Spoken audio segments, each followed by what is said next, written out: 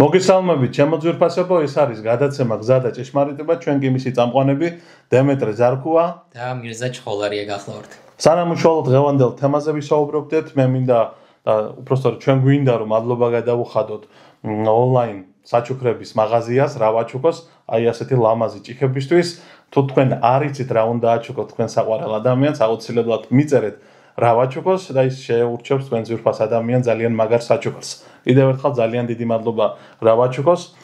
ახლა კი ჩვენი გადაცემის თემა არის ზოგადად ჩვენ დავდივართ ტაძარში, დავდივართ თითოეული ქრისტიანი ტაძარში დადის ეზიარება ქრისტეს სისადახორცს, მაგრამ არის საკითხები, რაც ელემენტარულია ქრისტიანისთვის და მან უნდა იცოდეს ამის შესახებ.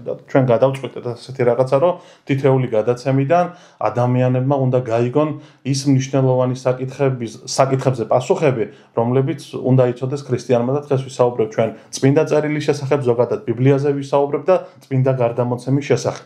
აი მერზე დავიწყოთ უშუალოდ პირველი შეკითხვა მექნება შენთან ასეთი, რა არის წმინდა წერილი და წმინდა გარდამოცემის შესახებ აგვესაუბრე. კიდევ ერთხელ მოგესალმებით. ჩვენ როგორც იცით უკვე მესამე გადაცემა ჩავწერეთ, დღეს უკვე მეოთხე გადაცემა იქნება და ასეთი შეთანხმებას მივახციეთ მე და დემეტრემ რომ არ იყოს გაბნეული თხრობა და ზოგადი თემები, გადავწყვიტეთ რომ დავიწყოთ უშუალოდ პატარა კატეხიზმოს გაკვეთილებს დაემსგავსება ჩვენი გადაცემები, რადგანაც საჭირო და აუცილებელ საკითხებს მივაწოდებთ ჩვენს მსმენელებს. ეს არ იქნება ღრმა თეოლოგიური საუბრები და სიღრმეებში არ შევალთ, მაგრამ ზოგად მიმოხილვას გავაკეთებ წმინდა წერილის შესახებ. წმინდა წერილი ეს ერთ-ერთი ცნობილი ტერმინია, ასევე მთავარი ტერმინი ამ წიგნისა, ეს არის ბიბლია. ზოგადად ბიბლია ბერძნულ ენაში ბიბლოს იგივე მისი ბიზანტიური წაკითხვა სხვანაირად არის, ნიშნავს წიგნს, მაგრამ ბიბლია მრავლობით რიცხვში დგას და ნიშნავს წიგნების კრებულს. ზოგადად ჩვენ ვიცით რომ ბიბლია შედგება რამდენიმე წიგნისაგან და ძალიან მოკლედ მიმოვიხილოთ თითოეული მათგანი. შუალედური ბიბლიის ცენტრალური მთავარი საყრდენი არის იესო ქრისტეს განკაცება. ის წიგნები, რომლებიც დაიწერა ქრისტეშობამდე, ამ წიგნებს ეწოდება ძველი აღთქმის წიგნები, ხოლო ქრისტეშობის შემდგომ დაწერილ წიგნებს ეწოდება ახალი აღთქმის წიგნები და ამ საკითხებს განვიხილავთ ჩვენ და მიმოვიხილავთ. ბიბლიას რაც შეეხება, ბიბლიაში ძველ აღთქმაში გვაქვს 39 კანონიკური და 11 არაკანონიკური, ანუ სულ 50 წიგნი არის ძველ აღთქმაში, ხოლო ახალ აღთქმაში გვაქვს 27 კანონიკური წიგნი.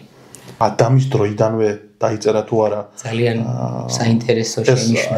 იცი ზოგადად აინტერესებს სამყარო ხო შეიქმნა ადამი და ევა არსებობდნენ და ზოგიერთი ფიქრობს რომ სწორედ იმ დროიდან იწყება და ბიბლიაში წიგნების ასე იგი წერა, მაგრამ რას გვეტყოდი ამ საკითხთან დაკავშირებით? ჩაწერა ხდება მოსეს ცხოვრების პერიოდიდან, როდესაც უკვე მოსე იწყებს დაბადების წიგნში უშუალოდ სამყაროს შექმნით თხრობას.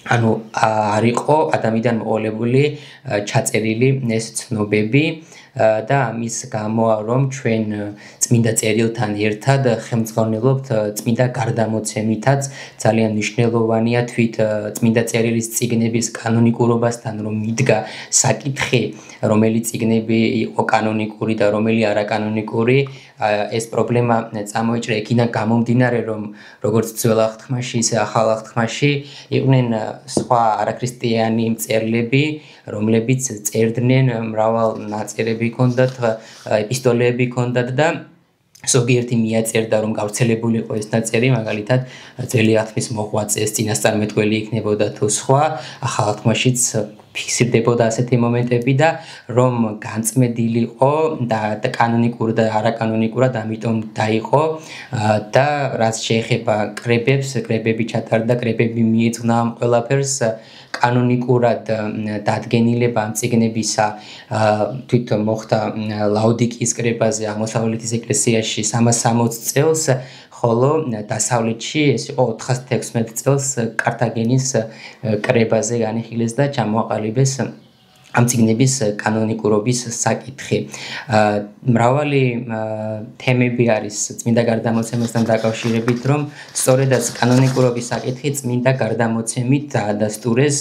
მაგალითად, ბიბლიაში არ გვხვდება ისეთი სწავლებები, რომლებიც არის წმინდა გარდამოცემის უშუალო თხრობა. მაგალითად, მავიღოთ ასეთი საკითხი, პირჯვრის გამოსახვა. შეიძლება ადამიანს გაუჩნდეს ეს კითხვა, რატომ ლოცულობთ ჩვენ აღმოსავლეთით, რატომ დგავართ და რატომ ლოცულობთ, რატომ როგორ ვიწერთ პირჯვარს, როგორ იკურთხება პური ზიარებისთვის, რაც გამოიყენება. ეს ყველაფერი არის წმინდა გარდამოცემის თხრობის ნაწილი და რომელიც ავსებს, რა თქმა უნდა, წმინდა წერილს და ანუ აქედან გამომდინარე ძალიან მოკლედ ჩამოვაყალიბოთ, ქრისტიანმა უნდა ეხელმძღვანელოს წმინდა წერილით, წმინდა გარდამოცემით და ამასთანავე წმინდა მამათა განმარტებებით, რომლებიც განმარტავდნენ წმინდა წერილის ზოგადად ყველა წიგნს. ეს აუცილებელია იქიდან გამომდინარე, რომ უამრავმა ადამიანმა მოყოლებული ქრისტეს შობიდან არასწორად გაიგო ზოგიერთი ბიბლიური ციტატა იქნებოდა თუ სწავლება და სწორედ ამის გამო მივიღეთ ჩვენ უამრავი ერესი. და სწორედ ამიტომ აუცილებელია, რომ ვიხელმძღვანელოთ ბიბლიის განმარტებებით, რომლებიც ეკუთვნის წმინდა მამებს. კი ბატონო, ძალიან სრულფასოვანი პასუხი იყო. ჩვენ გავიგეთ ძველ აღთქმაში, როდის დაიწერა და როდის დაიწყო უბრალოდ ჩაწერა წიგნების. მაგრამ პირველი ეს იყო მოსეს ხუთწიგნეული თორა ეწოდება ამას. ეს იყო პირველი, რა თქმა უნდა, იწყება დაბადებით. კი ბატონო, ეს გავიგეთ. როდის იწყება ახალი აღთქმის წიგნების დაწერა? დიახ. ეს წმინდა გარდამოცემის საკითხი ჩავხუროთ ახალი აღთქმის მიმართულებით და ვთქვა ძალიან მოკლედ, რომ იესო ქრისტე არ წერდა არაფერს, თვითონ არაფერი არ ჩაწერილი. იესო ქრისტე ზეპირად ასწავლის მოციქულებს და ზოგადად ყველას უქადაგებს ზეპირად და იესო ქრისტეს ამაღლების შემდგომ მოხდა წმინდა წერილში ამ წიგნების ჩაწერა, რაც იქადაგა და ყოველივე მხარებლებმა აღწერეს. პირველი წიგნები ეს არის მათე, ლუკა, მარკოზი და იოანეს სახარებები, რომლებიც თარიღდება სხვადასხვა წლებით და დაახლოებით პერიოდი ამ წიგნების ჩაწერისა არის ახალი წელთაღრიცხვით, ანუ ქრისტეს შობიდან 50-100 წლის შუალედებში დაიწერა ეს წიგნები. 27 წიგნია კანონიკური წიგნები და ეს ყველაფერი ჩაიწერა ამ პერიოდის განმავლობაში. აი ჩვენ საუბრობთ იმ თარიღებზე, როდის დაიწერა, მაგრამ რა ენაზე დაიწერა, ამაზე არ გითხოვს. დიახ, კარგი კითხვა, შევავსოთ ეს საკითხი. უპირველესად ძველ აღთქმაზე ვთქვათ, რომ ძველი აღთქმის წიგნების ჩაწერა მოხდა ებრაულად, რადგანაც იუდეველებისთვის, ანუ ებრაელებისთვის იყო განკუთვნილი. ქრისტეს შობამდე მოხდა მათი ბერძნულად გადათარგმნა. სეპტუაგინტა, ასეთი ცნობილი თარგმანია, რითაც ეკლესია ხელმძღვანელობს ძველი აღთქმის საღვთო წიგნების თარგმანით და ხოლო ახალ აღთქმაში, რა თქმა უნდა, თითქმის ყველა წიგნი ბერძნულად არის დაწერილი, გარდა მათე სახარებისა და ებრაელთა მიმართ ეპისტოლისა პავლე მოციქულის. როდის გადაითარგმნა წმინდა წერილი ქართულ ენაზე?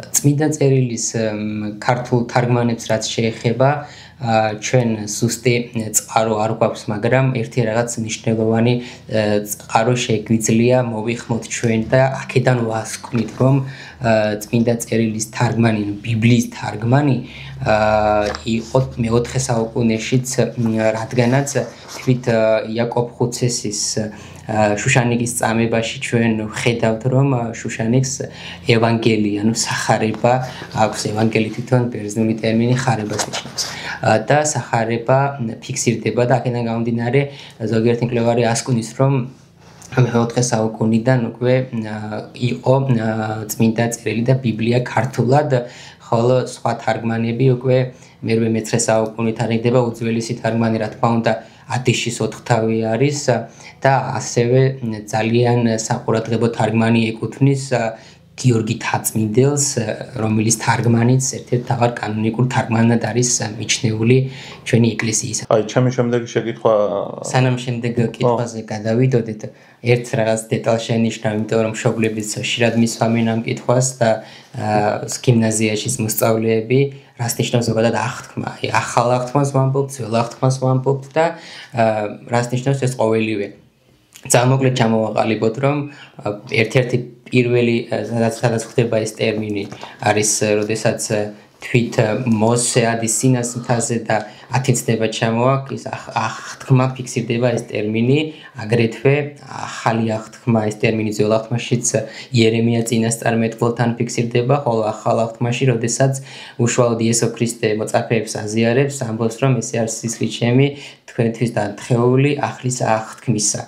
ეს ტერმინი ფიქსირდება სახარებაშიც და თვითონ ძალიან მოკლედ ვთქვათ ტერმინზე არ არის ჩვენი გადაცემის მთავარი მიზანი ტერმინოლოგიური განმარტებები, მაგრამ აღთქმა ებრაულში არის ბერით, დიათეკე არის ბერძნულში, ნიშნავს ანდერძ ხელშეკრულებას და პირველი აღთქმა ან ტერმინს თავი დავანებოთ, რა იყო ძველ აღთქმაში. როდესაც სამოთხეში დასახლდა ადამი და ევა, შემდეგ ჩვენი ისტორია ვიცით, რომ ცოდის შედეგად ისინი გამოიდევნენ სამოთხიდან, მაგრამ ღმერთი უნუგეშოს არ ტოვებს მათ და რა აღთქმას უდევს, რომ იშვება მხსნელი და მხსნელის მოვლენების აღთქმა. ეს არის პირველი აღთქმა, რაც კაცობრიობამ მიიღო, ხოლო თავარი რა თქმა უნდა ახალ აღთქმაში განხორციელდა ეს ყოველივე. რამდენად აუცილებელია საღვთო წიგნების ქონა ადამიანისთვის?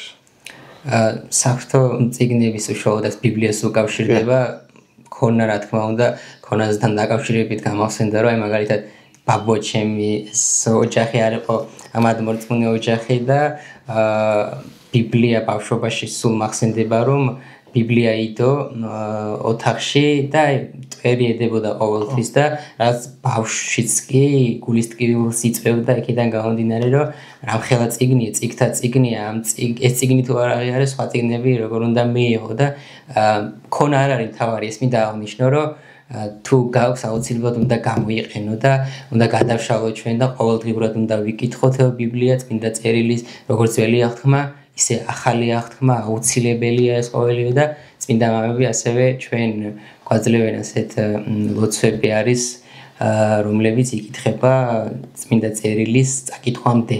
ეს ლოცვები აუცილებლად ლოცვასთან ერთად უნდა იყოს, რომ უფრო უკეთ ჩავწვდეთ წმინდა წერილს და უფრო უკეთ გავიცნოთ და ამასთანავე დასაწყისშიც აღნიშნეთ ჩვენ და ვთქვათ, რომ აუცილებელია მამათა განმარტებების დახმარება, რომ დავეხმარიოთ ზოგიერთი თულად გასაგები ადგილია, რომელიც შეიძლება ჩვენ ვერ გავიგო და ვერ ამოვხსნათ. აი, კარგი იქნება მოძღვრიდან გამომდინარე, მოძღვრის კურთხევა თუ იქნება, რომ აი კანონში კონდეს ადამიანს, თითოეული ადამიანი ინდივიდუალურად მოძღვრის კურთხევიდან გამომდინარე ასრულებს კანონს და ამ კანონში რო კონდეს თვითონაც რამოდენიმე თავის წაკითხვა ძალიან მაგარი იქნება და ასე შეძლებს უფრო მონდომებაც ექნება ადამიანს და კურთხევაზე გამახსენდა, რომ ჩვენთვის უდიდესი პიროვნების, ჩვენი უწმინდესი და უნეტარესილია მეორეს ლოცვა კურთხევა გვაქვს ჩვენ ყოველ მორწმუნეს, რომ ყოველდღიურად თითო თავი ვინც წავიკითხოთ ძველი და ახალი აღთქმი და აუცილებელია ამ კურთხევის შეხსენებას თითოეული ადამიანისათვის. როცა წაიკითხავ დილას საღამოს უცებს რომ წაიკითხო აი რა უნდა რომ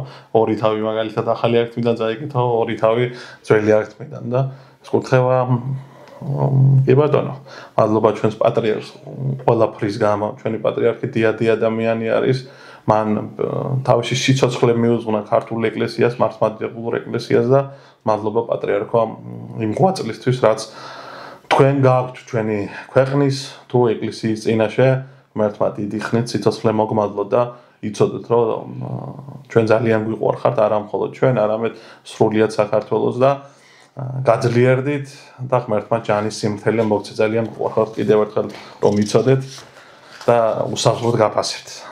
ძალიან მნიშვნელოვან საკითხებზე ვისაუბრეთ, ღვთისმშეწევნით, გავეცით რამოდენიმე ძალიან მნიშვნელოვან შეკითხვის პასუხი და იმედია სასარგებლო აღმოჩნდება ჩვენი მსმენელისთვის და მაყურებლებისთვის და მე მინდა რომ ჩემს მსმენელს და მაყურებლებს მიმართოთ, რომ თქვენ შეგიძლიათ როგორც Facebook-ზე, ისევე YouTube-ზე საძიებო ველში ჩაწეროთ სტუდია მწამსი და აუცილებლად იხილავთ ჩვენს გვერდს და შეგიძლიათ გამოგვიწეროთ. და იყავით და გვადევნეთ თვალი, რაც ყველაზე მთავარი არის, იმიტომ რომ ყოველ პარასკევს იდება სწორედ ეს გადაცემა, რასაც ახლა თქვენ უყურებთ და შესაბამისად ძალიან მალე კიდევ დავაბრუნეთ ბლიც ინტერვიუებს და ყოველ სამშაბათ დღეს თითოეულ ბლიც ინტერვიუ დაიდება ჩვენს როგორც YouTube-ზე, ისევე Facebook არხზე. ძალიან დიდი მადლობა კიდევ ერთხელ ჩემ თანაწამყვანს, ძალიან საინტერესო თემებზე საუბრობ და მადლობა თქვენ რომ ხართ ჩვენს გვერდით, ძალიან გვიყვარხართ და გვინდა რომ ხშირად იყოთ ჩვენთან, რომ ძალიან ბევრი რაღაცა გავაკეთოთ, როგორც თქვენთვის, ისევე ჩვენი თავისთვის და ჩვენი მართლმადიდებლური დედა ეკლესიისთვის.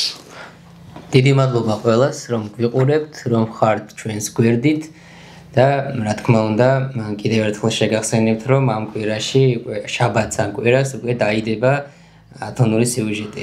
ჩვენი მონატრებული ვიდეო, რომელიც დიდი ხანია გვინატრება, რომ გამზადდეს და უკვე დასასრულს უახლოვდება. მონტაჟი მიდის ვიდეოსი და ძალიან ბევრს აინტერესებს, ვიცი, ამის შესახებ მე და გვეუბნებია, რომ აი მერდა რომ იყო დასული, როდის იქნება ვიდეოები, იმიტომ რომ ბევრს არ აქვს შესაძლებლობა, რომ ეს წმინდა მოილოცოს, მაგრამ უფლის შეწევნით ჩვენ ვაჩვენებთ იმას, რაც უნდა ნახონ იქ და აუცილებლად მოვადრო და თვითონაც იხილავენ ამ სიწმინდეს. დედა ღვთისმშობელი იყოს თქვენი და სრულიად საქართველოს მფარველი. მადლობა კიდევ ერთხელ რომ იყავით ჩვენთან ერთად. მომავალ შეხვედრამდე. ნახვამდის.